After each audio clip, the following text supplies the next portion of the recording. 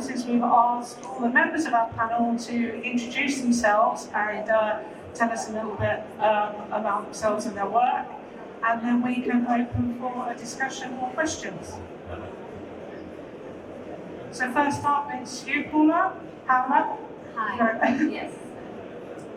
Thank you. So my name is Paula. I'm from Colombia and now the head of lighting design in WSP. I've been working with lighting for the last decade and very excited to talk about festivals. Yeah. So in terms of the topic of light festivals, me personally, I love the event that comes along festivals because it brings people, brings joy. It's a motivation to put friends together. You look forward to it, and the best thing is that the festivals are not permanent, so you look forward. If it's a yearly festival, you go and you expect, you go to Amsterdam, to Berlin, you dream about it. So I really like them. I really like festivals, and it's a good motivation also to celebrate. Not only to go and see lights, but also it's an excuse to go and celebrate different things. And here is where our role as lighting designers or artist designers. I can't call myself artist designer, but as a lighting designer, it is our responsibility. The way we do festivals is the way we approach the topic, and now because we have so many resources available. We are surrounded by lighting. We are so busy all the time that we want more and more, and we enter into this automatic role that we forget the simple things. So it is our responsibility how we manage these festivals to make people feel excited, that they are not repeating over and over the same, that people are not seeing the same every time they go to a place, but how can we push ourselves and be creative and push the boundaries and to do something different. And here comes the next my next topic, and we have to be honest, right? And you have to accept that sustainability is uncomfortable. We use this word all the time. We have to be sustainable in the way we live, in the way we consume, in the way we design, and especially design projects. But it is uncomfortable. In many cases, limits the creativity. It limits the way we can think. But it is important, and here is my last point, and is how do we find a new concept about surrounded by lighting, and is find the beauty in darkness. And I'm saying this because it's not that I don't like lighting. Of course, I'm a lighting designer, and it's a bit controversial to say find beauty in darkness, but it is important to start opening our eyes and be more critical and push our boundaries and come back a bit more from to the basics, and really start revealing the simple things in life. Where the presentation from Claudia was very inspiring, and seeing that all these light installations bring joy, bring emotions, and it's very exciting.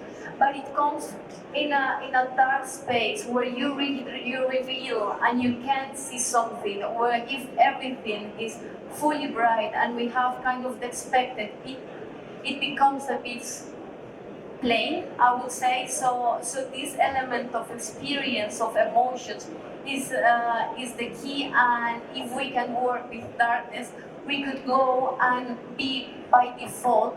Maybe I'm being too dramatic, but we can be more, let's say, sustainable. Right, we can use less things. What again, Claudia was saying, we use the third of the budget to lead this beautiful facade.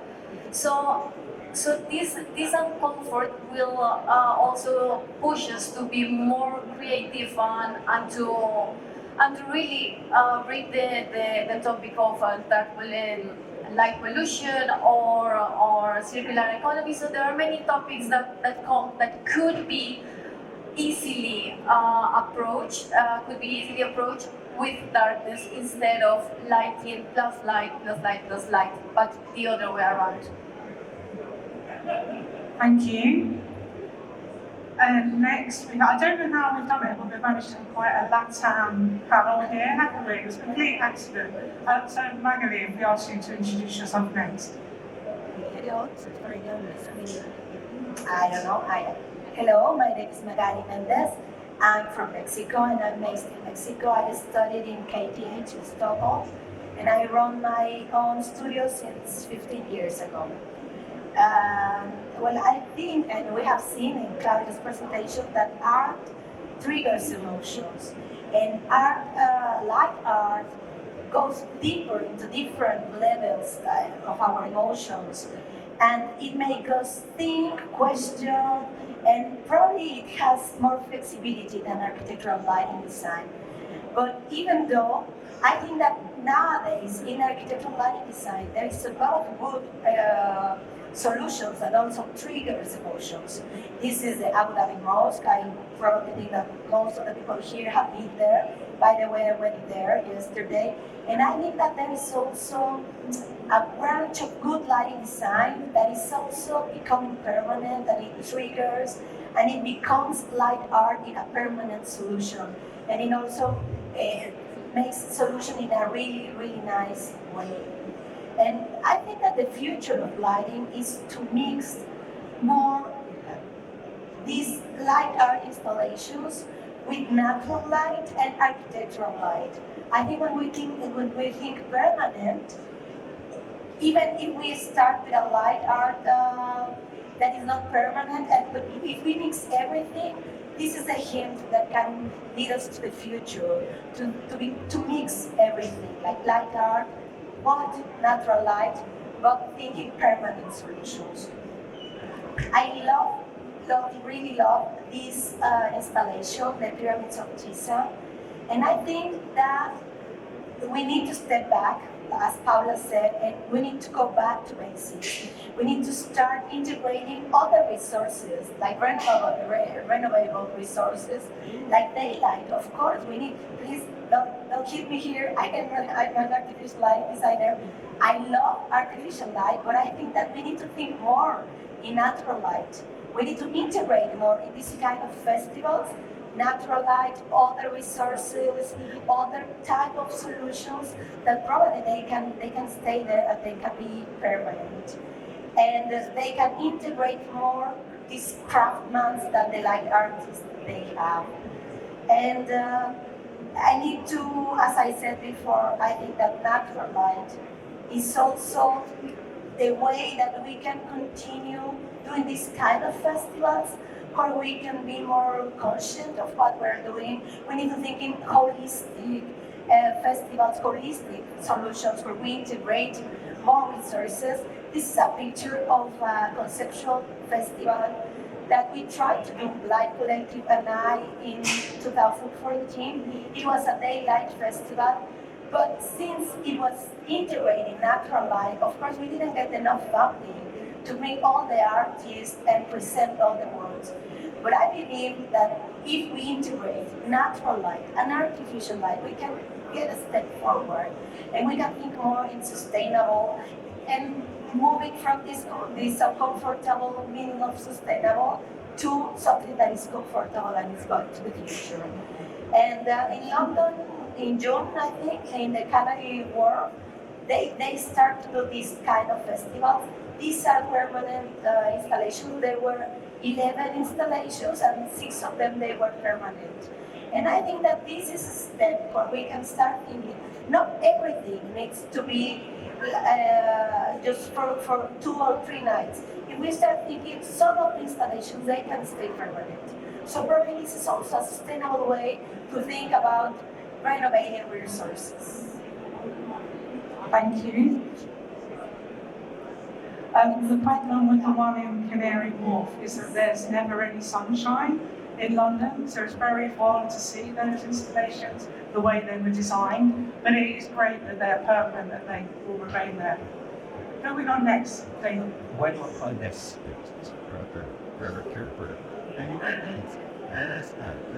Hi, I'm David Gilwell from D-Lighting. I want to look at the rise of light festivals, and then I want to kind of pose a couple of interesting questions at the end. The point I'm making with this slide is that they've been around for ages, and I love this word joyous. I love this word joy. They are joyous, and they are everywhere. There's a light festival on every continent, and a sort of in these images that I'm going to fly through are kind of proving. We've got winter lights in Canary Wharf, fabulous. We've got Sydney, vivid lights in Sydney.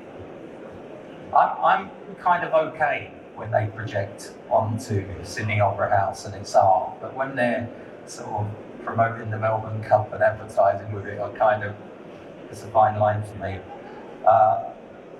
South Africa, the Spear Light Festival. I love jellyfish. I love illuminated jellyfish. I would put, we are light designers, but we're light artists as well. I would put a jellyfish on every project that I ever lit. But unfortunately, the difference between a light artist and a light designer is when I'm a light artist, it's not art for art's sake. It's light art within the context of the project. But jellyfish, I'm looking for a fishmonger's project that sells jellyfish, and he will have illuminated. Look at this is India, right? That's like the Marshmallow Man from Ghostbusters. How is that not joyous? I mean, but when I was putting this together, USA, I recently wrote an inspiration piece on dark skies, and I'm a great advocate for the dark skies movement. And someone actually said to me, how do you sort of balance the environment with a light festival? And I'm not too concerned about it, if I'm being honest, because they're temporary installations and they bring joy.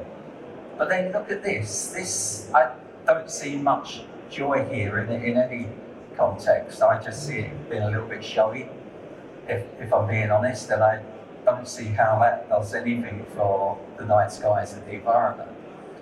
So I think even when we're doing this, even if we're having a light festival, we can do it with consideration. We can have buffer zones between the sensitive areas. I don't know if we've got muted bats or something of that nature. What I like as well about Canary Wharf is they do summer lights. And that's less about artificial light and more about using natural light and colour. And we can have indoor immersive experiences, and we can even create those within hospitality projects, retail projects, our day-to-day architectural lighting projects. We should be looking to create immersive experience and use light and experiential light.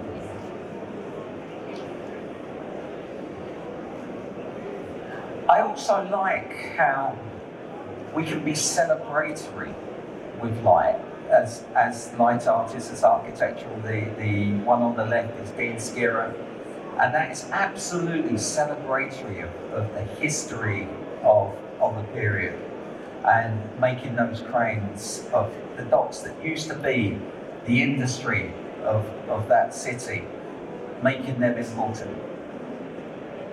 Thank you. So the big thing for me is that they are joyous, but we can do it with consideration, and that we are, as light designers, also light artists within the context of the project.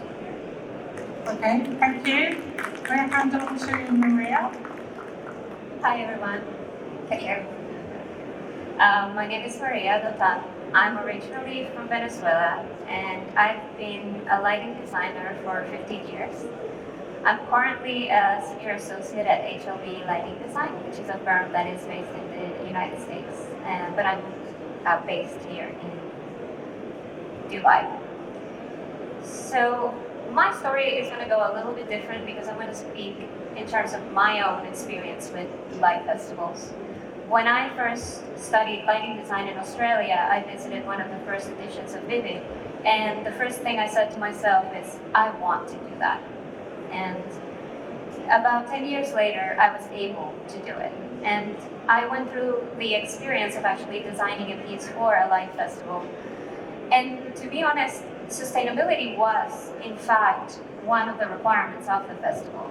They asked us to think about ways in which we could, either power the piece in a way that was sustainable or was different from just putting power directly from the mains. And we had to think of how to turn the piece off automatically so that the lighting wouldn't disturb the neighborhood. So my colleague and I really put a lot of effort into designing our piece in a way that it would be sustainable to the best extent that we could make it happen. And we went even one step further because we did not want to have any waste. So our piece was designed in a way that it was going to be able to be dismantled, transported, and potentially be moved to a different festival. But that's where we found a problem, that moving or touring our piece was difficult. And there were two issues to that. One was cost, and the second one we thought had to do with the fact that we are not well-known artists. We were only lighting designers. So a few years later, we tried, a couple of colleagues and myself, we tried another time to produce another piece. This was a light art competition that was inspired by Dan Flavin. So obviously, Dan Flavin, as we all know, used fluorescent lamps, not very sustainable, but that was a brief. And in that case, we thought of this entire piece again as something that could be dismantled, moved, presented somewhere else, so that we again could have as little waste as possible, thinking about sustainability, because in my mind, sustainability is an opportunity, is not necessarily a limitation. But once again, we found this roadblock as to where can we present this piece again. And so these difficulties that we've found through the years, I have tied them with the fact that the people that design these pieces are not big names, big artists, right? We know some of these big artists that play with lighting, and we all admire them. But us lighting designers, small lighting designers, not big artists, want to do this, and we find ourselves sort of limited in a way or another, even when we are given the opportunity to present our pieces in the festivals.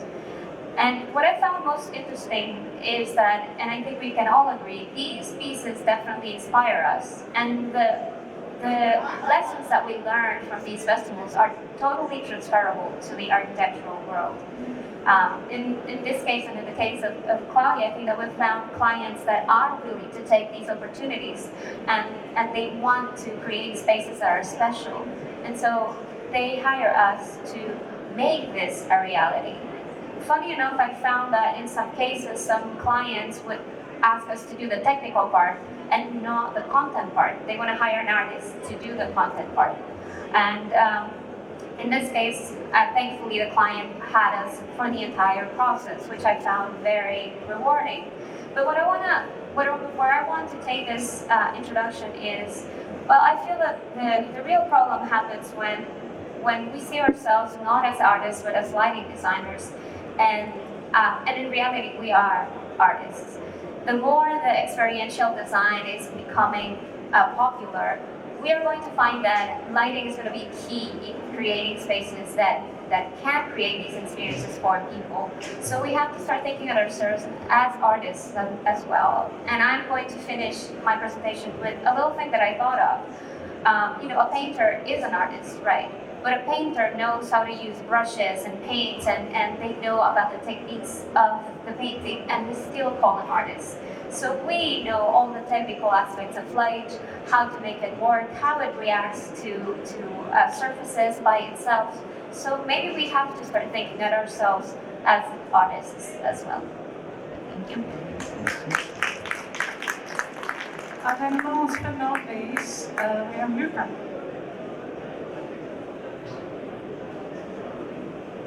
Sudah pasar. My name is Luca Badri. I've been working 20 years in Targetti lighting. At the beginning, I was the marketing director. And then now I'm taking care of international specifications. What I'm showing the picture is our unique source of inspiration, flowers. When you're born and grown in the largest open-air museum in the world, the relationship with art and architecture is something special. That explains our point of view about light festivals. We believe that it is a clear demonstration of an evolution of the relationship of people with light, moving from basic function to entertainment, art, and culture. Talking about culture of light has been a strong commitment of Targetti for many years. Since the 90s, Targetti has been founding a Lighting Academy, which was a place where knowledge could be exchanged, not only within technical people, but with art, with science, with different opportunity to have a different perspective. And obviously networking, and obviously training, and obviously increasing the knowledge of what light is about. But another initiative, which is probably more in line with the theme of this presentation today, was another idea of Pablo Targetti that was to develop a light art collection. We're talking about 50 works, where the only limit was artificial light and 1 meter by 1 meter size. We had participation from artists all over the world. This collection has been exposed in the most important modern art museum, from London to New York, Moscow, Rome, Buenos Aires, Vienna, and many others. And we continue to promote art installations. A few years ago, we've been working with Alexandra Kantemirovich, who developed this interesting installation called the Color Wheels. We bring with us in all events and fairs, installations. We like it very much. And it's a very interesting way to show the power of colors, especially when you manage them in an intelligent way. And last year, during the Milan Design Week, we've been working with an Italian artist called Felice Limosani, who was the artist they called for the Expo, the Milan Expo in 2015. The installation was basically a space that was completely invaded by colors. So giving a very immersive experience to the visitors to float into this space full of color.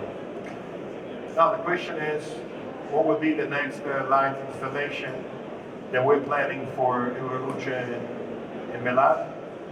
You have to come and see us. Thank you. Thank you. I thought you were going to tell us. Two things after that. One is that there is a small light festival currently on here in Dubai, which I didn't know about. We just stumbled on it the other night in City Mall. It's quite small scale. Some of the pieces I've seen in other countries, but what you can see is quite one of the things that you were talking about, Claudia, is the effect it has on people and play and joy and all the kids running around, and so it's worth going just to check that out. The other thing I was going to say is that all of your mini presentations were so good, you virtually answered all my emergency questions.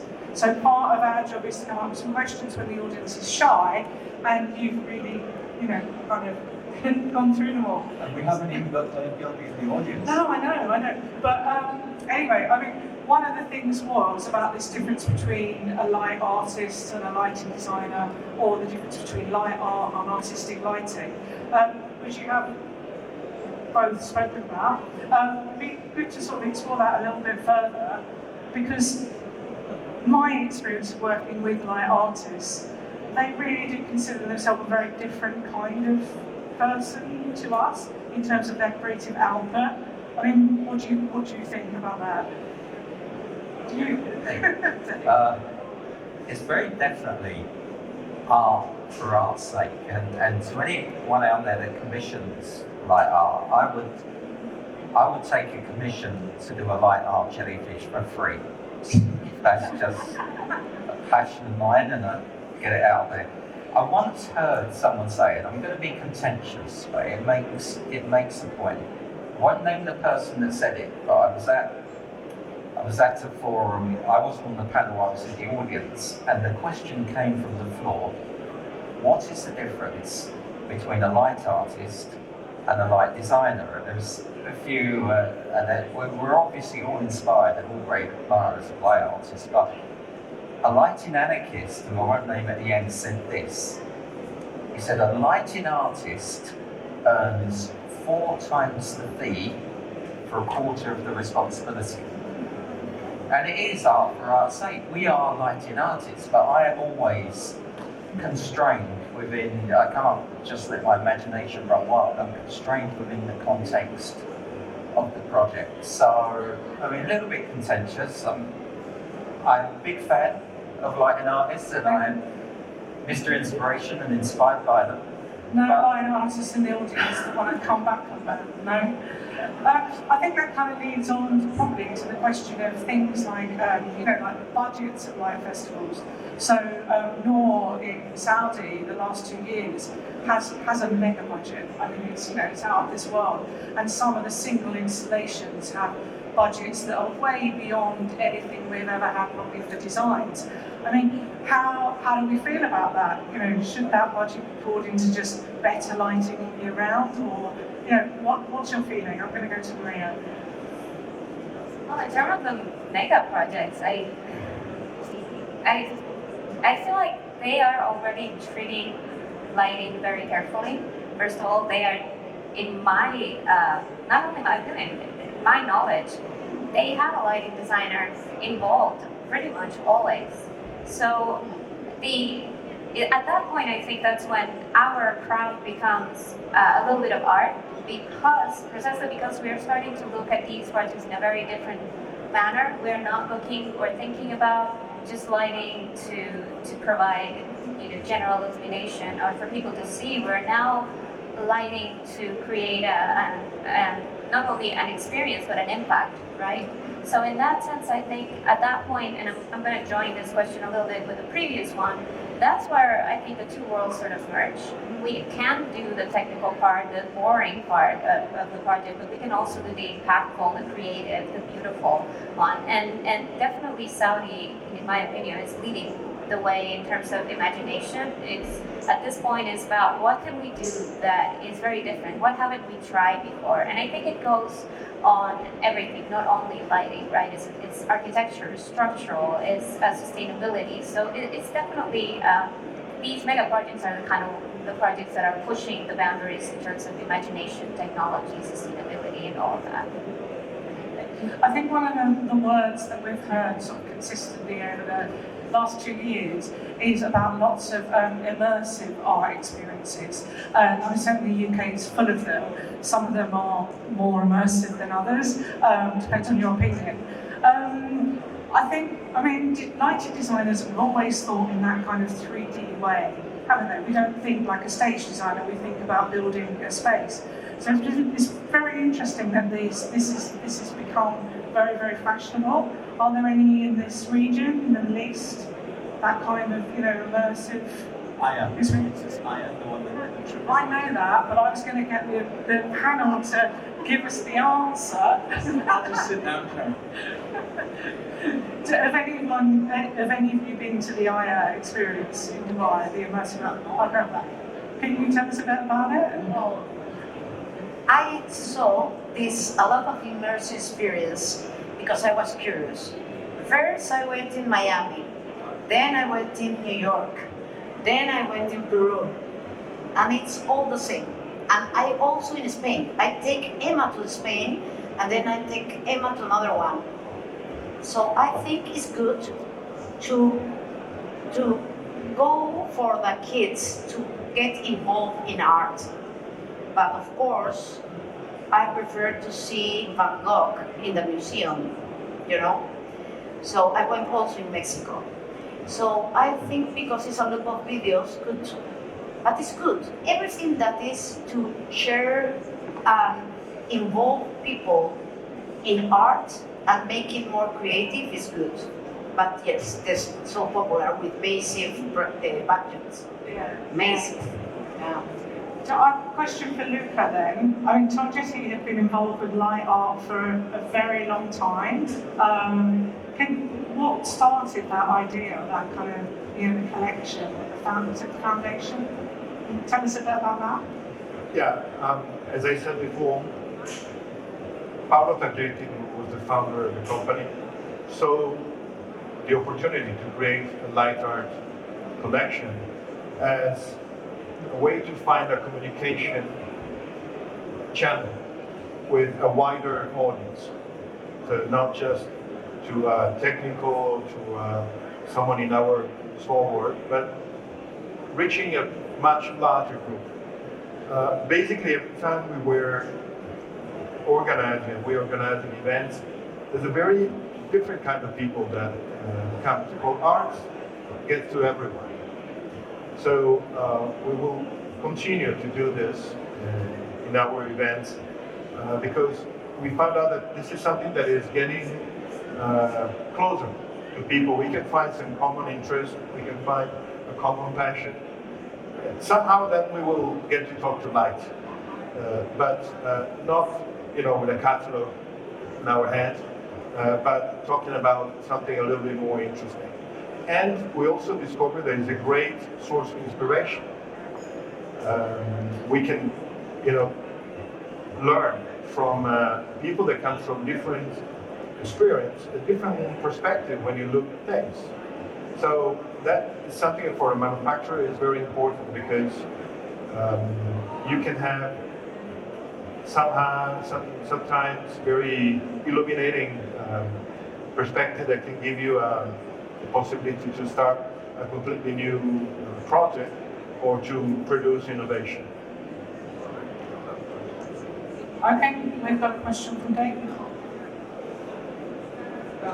You touched on something, loved your presentation, and you touched on the parks being empty, and you said we don't need street lights, we don't need street lights for security, we need people. And, it's a synergy between everything we do as designers and putting some joy. I did a project in Hamburg where we regenerated an area artistically, and there was an underpass that connected to an area that wasn't so nice where people had alcohol problems and drug problems. And what we did an interactive underpass with cameras, and if you wave at it, the wall waves back at you, and it actually made people proud of the area and brought some joy. And I like this regeneration thing because if you regenerate that area is like a ripple in a pond. It will regenerate to keep up because the wealth comes. And I loved that you can use this, when they talk about security, let's put street lights there. No, let's put something artistic. Let's get the people, let's involve people, engage with people, get people committed to an area. And do you see that? I mean, you must have seen it with your park, how you can use immersive artistic light to be security lighting. Yes, I begin to go to light festivals, and I remember my first light festival, I think was in London in a park. I saw this amount of people. So it's not that I discovered something. I saw that people that want to go out in the night and want to experience this public space. I only take pictures, and I realize this is the next step on what we should design. Of course, it's like an architecture. We are artists, yes, but we are artists with knowledge of, technical things, light, and a lot of more things, because we need a balance. As I said, I don't put the BCP affinity next to a church. You know, I like churches, and I don't put color in churches. In Lima Center, because it's a historical place. And of course, someone came to me and says, we are going to light Machu Picchu. And I said, no way. You know? And I begin to pursue that nobody likes Machu Picchu. But at the end, someone likes one part in Sacsayhuamán thing. But I was pursuing that don't like Machu Picchu because as lighting designers, we know what we like. We know what public space needs light, and we know what needs darkness. So.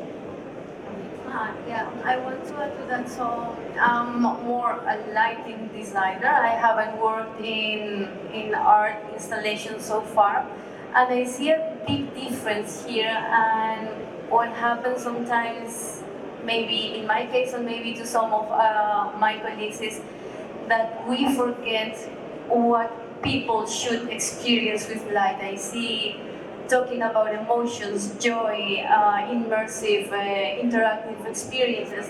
And sometimes we do forget as light designer when we are designing on a drawing or on the screen, we forget what's the purpose of this lighting solution. We forget, and sometimes it's tricky because we have many stakeholders looking at us and expecting a lot of light in their building. So we have, for example, a project, and I talk about experience and what's the people feeling when you walk in front of the building and what does it feel, and the client says, yeah, I want to lead my building because it's my building, because I want everyone to see it.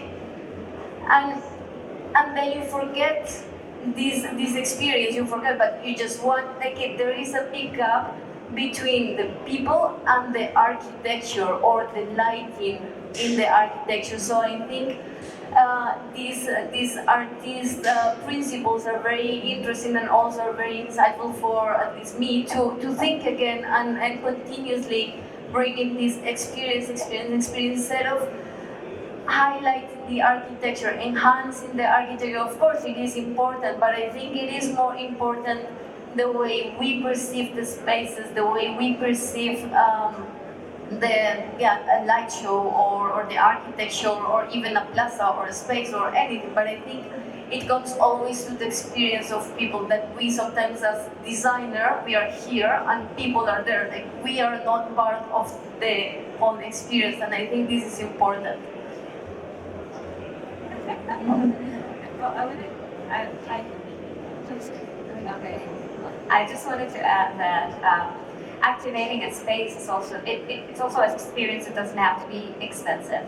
It can be very simplistic, but it can have a great impact. And as an example, in New York, I was working at a park, on a public park, that means that I had to work with the city, which I can tell you right now is a nightmare. And one of the things that we wanted to do was to light the benches, which is fine. Everybody is okay with that. And when we sat down with a landscape architect, the question was, how can we make this special?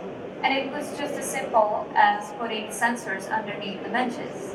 The benches on a normal day, if no one is there, are off. But if somebody walks in front of them, they turn on. And that immediately brought a lot of people to the park because they wanted to have that interaction with the space that is part of their community. So it doesn't have to be such an involved and expensive item either. It can be something as simple that is architectural, but we just give it a special treatment or something. We make it something that is just happens to be different. Is it my turn? We've got the shyest audience, I think, this afternoon. Has anybody got any questions? Right, there we go. Oh, that's quite received in that. I would like to ask you how your view on the difference of light art and artists using. Yeah, you too.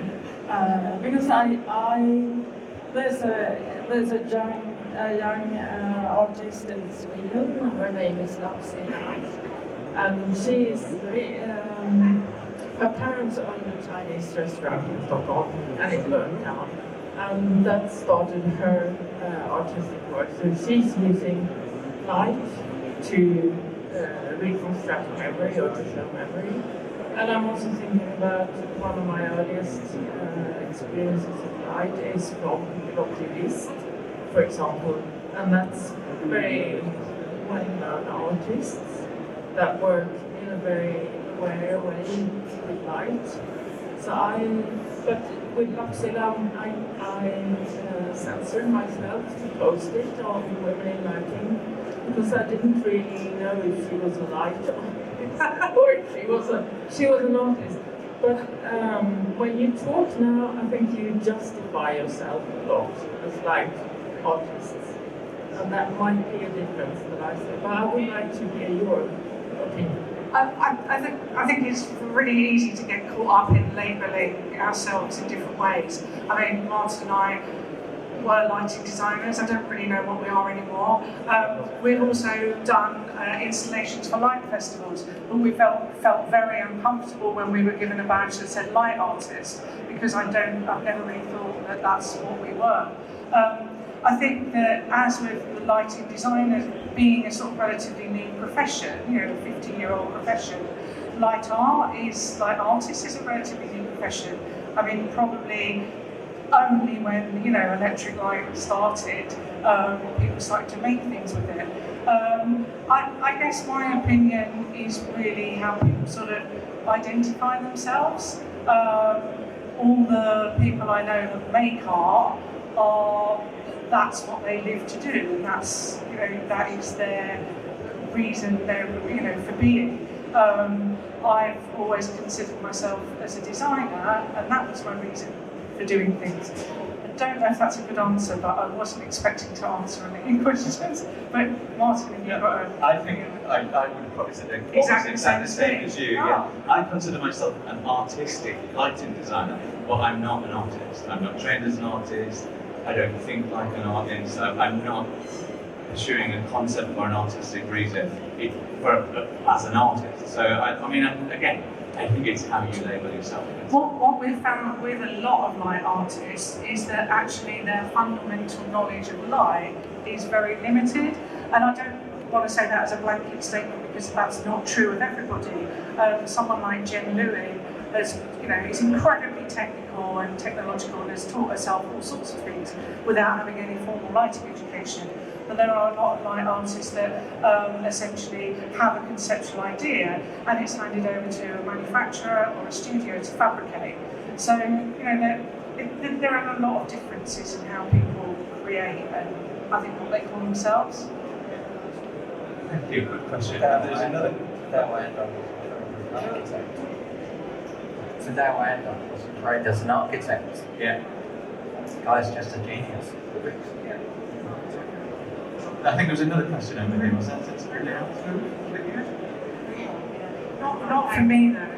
No, it's not for you, Sharon, but sorry, I stepped into what I thought was a bit of a shy period, but I was thinking about when we were talking a moment ago about illuminating, Claudia, when you start talking about don't like Machu Picchu. I mean, I absolutely love you for that. That's brilliant, and it reminded me of what I see, and I just wondered whether you all agreed, was that the old idea of facade lighting now seems very old. I mean, I just said it just seems very outdated. That you light a building to tell people to look at it, whereas light art at its best is interactive, like a lot of the examples that you've given, and they help people to feel like they have agency over the space. And I just wondered what your thoughts were on what I would call the traditional concept of just lighting a monument because you want it to be a landmark. I just wondered what your thoughts were. Does anyone want to jump into that one? I'll take it. It depends. I mean, less is more. You can do amazing things with just a kiss of light. You don't have to. It's really ironic as well. You asked that question in Dubai, where and I've had conversations with really, really good light designers here, Wally Fakusa, CD plus M, and we talked about dark skies, light pollution, and so on and so forth. And he said, like, my problem is, I adhere to it and I want to be responsible, but I've got to educate clients here. So, it's a cultural thing, I design projects around the world, and invariably I'm designing in the local culture. And China's shown, they a lot of their buildings like Radio City Music Hall, lots of this going on, and you try and pare it back and get a little bit of subtle sophistication, and you struggle. So, but I think we can do things on facades that are pared back and just simply beautiful without having to. And sometimes light designers look at things the wrong way. They kind of just look at the object, what they're going to do with the object, as opposed to the context of the object and stuff. So that's what I feel. Well, I think that talking about historical buildings or historical places, there are some places that they claim for darkness. For example, Cusco, or in Mexico, we have these beautiful pyramids all over Mexico, which are lit with colors everywhere, RGB, in the 100% green or red or blue or changing each minute. So these kind of places, they claim for darkness. We said before that light brings joy. And these places, they just bring us joy if they are dark, if you see the moon, if you enjoy the place in total darkness. So I think that there are some places that they don't need to be lit up. Yeah, sorry. Yeah. So I think this, talking about the context is very important. I was just thinking, I'm from Colombia, or I believe, I'm sure, if we have facade lighting in a very, like what you did back in Peru, would be amazing for every single citizen living there. But if this same building happens in here, it's just one of thousands of buildings that we are used to see. So this level of excitement is, I think, in Dubai a bit lost. We are very much used to see a lot of things. It's like a competition. It's a lot of input every day that we lose interest. There is this drone show in Marina, and it's very impressive. And the discussion in there is, did you like it? Nah, it's normal. I couldn't really see it. It's whatever. If I'm sure if I was in Colombia and I would see that, it would be impressive, it would be the best thing. But because I'm here and because I see every day different things, it's not as exciting. So I think we need, and again, this is coming back to what I was saying at the beginning, we really need to first understand the context where we are. It's not so easy to replicate things and treat the same places in the same way. And also to push us as lighting designers, lighting artists, to be really creative and find a way to make people excited about things. And here, for example, maybe back in Colombia, darkness wouldn't really work, but maybe here in Dubai, where everything is so bright, maybe bringing this concept of darkness could really work, and we could create something very unexpected for people and make people also feel attracted to the art piece or the festival, whatever that is. Hello everyone. My name is Cristian. I think that more than a question for you, I love your presentation, by the way, Carla. And this is a comment. I realized that when you are in an installation that like you show the kids, also the adults, not just for the kids, it's a moment. I mean, I think that people enjoy it so much because it's a moment that you are in the moment, in the present. So it's a mindfulness moment. So you, for the moment that you are there with that movement, putting your fingers in that screen, looking what is happening, you are there. You're not thinking about the shopping list, you're not thinking about the project, you're not thinking about the client that I have to go tomorrow. You are there, enjoying, feeling, touch. You're using your side, you're using your touch, you're feeling emotions. And that is something that we are missing, many of us. We are missing to be present. So that installations that are unique, that are just for some minutes or seconds, give you the opportunity to be present. So I think that is beautiful and it's amazing, and you keep doing this, what you are doing, because you give a gift to the people who can have the opportunity to enjoy that. So thank you. Thank you. Lovely statement. Magdalene, you mentioned the Daylight Festival, or Daylight Light Art Festival. Do you want to expand on that a little bit more, say how it could work, where it could work?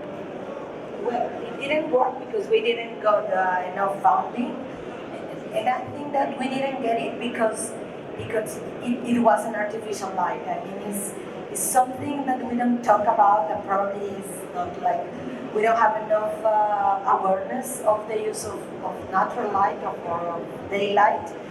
I think we need to try it again. This time, probably 10 years later, we are prepared. And we are more aware about sustainability and using other kind of resources. And what we did 10 years ago in 2014 in Mexico, and we wanted something to be international, of course. We got a lot of super interesting submissions, and there was lovely and beautiful projects that we got from all over the world. And I think that if we move a bit forward, we push a little bit more about the integration. I don't think that we need to deny artificial lighting. I think that we need to integrate natural lighting and this interaction with artificial lighting. So if we move a little bit forward, I think we can get beautiful, holistic, sustainable festivals. Thank you. Cariño mío, there was one piece. She's right, there was one piece, I remember. Actually, I bring my own sponsors to the festival, so I succeed to make my piece because I bring a sponsor, and there is no picture, but it's about interaction, about light, and we just made a bench of sand.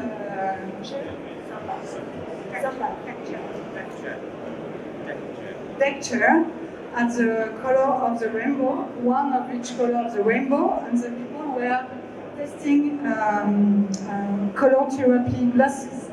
So you have just to put the glasses on the red chair, you have the red glasses, and you can experiment the power of light on our body. And I think it was not in the topics of today, but the relation between light and health. And so it was a no watt installation because it was just chair and glasses. But yeah, here's the picture. I can only find the concept. Don't know, someone on the internet, very small. And I think it's really, as you said, sometimes you have to find way with very simple medium to touch the people. And what you are able to make with high technology is wonderful. It's poetic. But sometimes you can also use, I'm really for the low-tech solutions. Festival, but also in lighting design on a daily basis. Sometimes we forgot to be simple, so just was my And as we said before, this was a low-budget installation, but everybody was happy, just trying the glasses, and with this one I feel happy, with this one I feel sad, with this one I don't feel anything. But they were people, there was also interaction with no technology, with no budget, except for the daily chairs, but it was a low budget and very interactive installation as well. I think we're going to finish in about 5 minutes, and I'm going to give one question for you all to answer. But there was just one thing I think we didn't touch on at all, and that was the sort of why light festivals have grown. I mean, you touched on the fact that we've got light festivals. They've always been around for religious reasons or celebration. But I think just mentioning, say, sort of the mother of light festivals, Lyon, and at its peak, it used to have like 1 million visitors, and it was based on a religious festival, day 8th of December, I think. But it grew and grew and grew, and spawned all of these other light festivals. It even started an organisation of light festivals, and for what it did for that city is incredible in terms of regeneration and funding for permanent light, and every single business in the city, getting more economic value from it.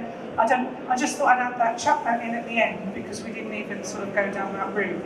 But to finish, I thought it'd be really nice if I asked each one of you to name a light artist that you find inspirational and share a little bit about them. I'll start with Dave and I'll go through. Dave. Mr. Inspiration. Just one. James Turrell. Okay. Yeah, taking it. What and why? Why not? Come on. The man is amazing. You can just stand in front of one But of for anyone who his. hasn't heard of him, But he's worked with infinity. You can stand in front of him, in front of one of his installations that does not much, but it just draws you in. It's got charisma. It's got personality. I stood in front of his infinity box, and it was like Star Trek, where they beam you up, and I didn't know that if I knew what was going on, but I didn't know if I put my hand in, I'd sort of lose it into another dimension. It's just fabulous. And okay, I'm going to go to Maria, but the rest of you can't mention James Turrell. You've got to pick another one. Okay. For me, it's Dan Fleming. I like the simplicity of his art. He just took one element and he just celebrated in all possible ways. White, color, directed, you name it. I just find his art very fascinating. I can't remember the name, but I remember the installation, which is again playing with daylight and shadow, and I remember there are some sticks that are in a rounded shape, and the shadow, the light is hitting the material in a kind of in a glary way, but very interesting, and at the same time, so the moment you are walking, you see it from one perspective is changing, and then at the same time, to see all the time different reflections. But if you stay there until the afternoon, then you get another space, totally different one. I just love his work. The one in Denmark. The one in Denmark. And he just did a new installation like months ago in New York. He's also working with daylight and how daylight enters to the space, and it has interaction as well. I think he's fine with his daylight installation. Luca? I know you were expecting me to say Leonardo da Vinci, but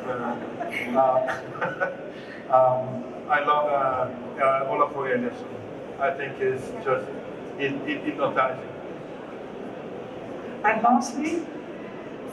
I'm going to say James Turrell, because you know that I don't study lighting design. I'm an architect, so I learned from Giancarlo Gastoldi, from the book of Made of Light from Jonathan Spears, and seeing the installation of James Turrell, because he works with perception, and that's what we do. So, of course, he's my inspiration. I like all the light artists because I think they triggers different stuff, you know, in ours as a moment. But James Turrell, for me, is like the teacher. Yes, you can. do you have a relationship with the directors of Targetti? You must. You're an important person within the organisation. So my question to you, their light art collection. Jellyfish. Do they need a jellyfish? 1 metre by 1 I'll be metre. back. We talk. Okay, all right. Thank you very much to our panel. Give them a round of applause, please.